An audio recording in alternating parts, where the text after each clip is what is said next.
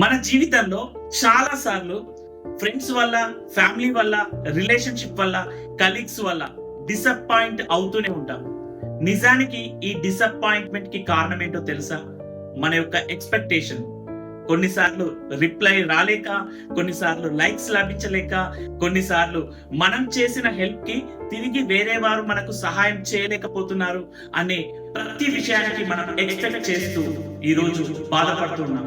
నిజానికి ఈ ఎక్స్పెక్టేషన్ మనకు అవసరమా? మన యొక్క పని మనం చేసుకుంటూ వెళ్ళినప్పుడు హ్యాపీనెస్ అనేది కనిపిస్తుంది. కానీ ఎక్స్పెక్టేషన్ వల్ల మన యొక్క ఇన్నర్ స్ట్రెంగ్త్ లాస్ అవుతుంది, మనం వీక్ గా మారిపోతున్నాం, అంతేకాకుండా సంబంధాలు తెగిపోతున్నాయి.